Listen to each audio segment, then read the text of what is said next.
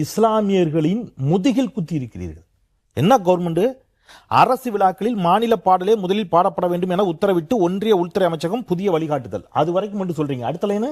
அடுத்த லைனு முதலில் மாநில பாடல், அதைத் தொடர்ந்து வந்தே மாதரம், அதைத் தொடர்ந்து தேசிய கீதமும் பாடப்பட வேண்டும். இப்ப இதான் பிரச்சனை. இப்ப நீங்க என்ன பண்ணிருக்கீங்கன்னா வந்தே மாதரத்தை கட்டாயமாக்கிட்டு வந்திருக்கீங்க. வந்தே மாதரம்ங்கிறது ஒன்னும் தேசிய துரோக பாடல் இல்லையே. சுதந்திர போராட்டத்தில் பயன்படுத்தப்பட்ட பாடல் வந்தே மாதரம். ஒரு விஷயம், அந்த அல்லாஹு அக்பர் அப்படிங்கிறது தேச விரோதமா? பிள்ளையார்களை போய் சொல்லுவீங்களா? தாராளமா சொல்லுங்க. பிள்ளையார்களை சொல்லுவீங்களா? சொல்லுவாரா? திமுக விட்டுருங்க, கம்யூனிஸ்ட் விட்டுருங்க, காங்கிரஸ் ஏற்றுக்கொள்கிறதா வந்தே மாதரம் பாடல? சொல்லுங்க. வந்தே மாதரம் பாடல் சர்ச்சை இங்க எத்தனை பேருக்கு தெரியும்? எப்ப இந்த பிரச்சனை தொடங்குச்சு?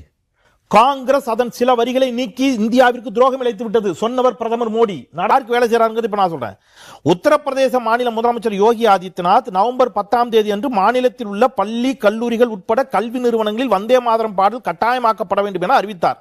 அறிவிச்சதோட நிக்கல. அவர் சொல்றாரு, வந்தே மாதரத்தை எதிர்ப்பவர்கள் பாரத மாதாவை எதிர்க்கின்றனர். இந்த மண்ணில் இன்றைக்கும் இந்தியாவில் வாழும், இந்தியாவில் உண்ணும் சாப்பிடும் சிலர் வந்தே மாதரத்தை பாடாமல் இருக்கிறார்கள். அகிலேஷ் யாதவ் சொல்றாரு, முதலமைச்சர் நாற்காலி ஆட்டம் காணும் போதெல்லாம் அவர் வகுப்புவாதியாக மாறிவிடுகிறார். உச்ச நீதிமன்றத்துக்கு போச்சு. இவங்க உச்ச நீதிமன்ற தீர்ப்புக்கு மாறா ஒன்ன வாங்கிட்டு வந்துட்டாங்க. இன்னைக்கு நீங்க என்ன உச்ச நீதிமன்றம் என்ன தீர்ப்பு கொடுத்துச்சு? இந்த பிரச்சனை போடும்போது வந்தே மாதரம் பாடல் பாடப்படுவது கட்டாயம் அல்ல. உச்ச நீதிமன்றம் தெளிவான தீர்ப்பு சார். இது வெறும் அறிவுறுத்தல் மட்டுமே. பாடத் தவறினால் எந்த தண்டனையும் இல்லை உச்ச நீதிமன்றம் சொல்லிச்சு. ரவீந்திரநாத் தாகூர் தான் சொன்னாரு வந்தே மாதரம் பாடல்ல அந்த குறிப்பிட்ட சில பகுதிகளை நீக்கிட்டு பாடணும்னு. ஏன்னா அது ஒரு மத பாடலாக இருக்கிறதுன்னாரு சார். தேச பிதாவை அல்லது தேசத்தை, இந்த தேசத்திற்காக உயிர் நீத்தவர்கள் இஸ்லாமியர்கள் இருக்கிறான், கிறிஸ்தவம் இருக்கிறான், கடவுள் நம்பிக்கை இல்லாத இருக்கிறான், ஹிந்து இருக்கிறான், எல்லாரும் இருக்கிறான். நீங்க துர்கா தேவியே உன்னை வணங்குகிறேன் என்று துர்கா தேவியாக சித்தரித்து ஆனந்தமடம் நாவல்ல எழுதிய ஒரு பாடல். அப்ப இஸ்லாமியர்கள் என்ன சொல்றாங்க? ஏக இறைவனுக்கு இணையாக நாங்கள் வேற யாரையும் வணங்க மாட்டோம், இணை வைத்தல் பெரும் ஹராம் அப்படின்னு அவங்க சொல்றாங்க. முன்னாடி வந்த பிரச்சனை. அப்ப ரவீந்திரநாத் தாகூர் உள்ளிட்டவர்கள் பேசி அதுல சில பகுதிகளை வரிகளை நீக்கிட்டாங்க.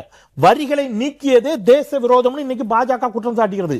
180வது ஆண்டுல அதையும் இன்க்ளூட் பண்ணி அந்த பாடலை கட்டாயமாக்குகிறது பாஜக. அவங்க ரொம்ப கிளவரா சொல்லிட்டாங்க, நீங்க தமிழ் தாழ்த்த முதல்ல பாடுங்க, ரெண்டாவது வந்தே மாதரத்தை பாடுங்கன்னு சொல்லியிருக்காங்க. வெற்றி வெற்றி வெற்றின்னா யாருக்கு வெற்றி? பாஜகவிற்கு வெற்றி. உங்களுக்கு என்ன வெற்றி?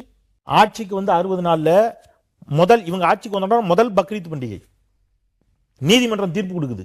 ஆடு மாடு பொது இடத்தில் வெட்டக்கூடாது. கூட்டு குர்பானி கொடுப்பார்கள் இஸ்லாமியர்கள், கொடுக்கக்கூடாது. அதற்கு என்று இருக்கக்கூடிய இறைச்சி கூடங்களில் தான் வெட்ட வேண்டும். கரெக்ட் தானே சார்? கரெக்ட் தான். கோயில வெட்ட மாட்டீங்களா சார்? அப்புறம் கோயில் பொது இடமா இறைச்சி கூடமா? சிக்கல் வருது இல்ல? அதுதான் சொல்றேன் சார். மாடு வெட்டுற கோயில்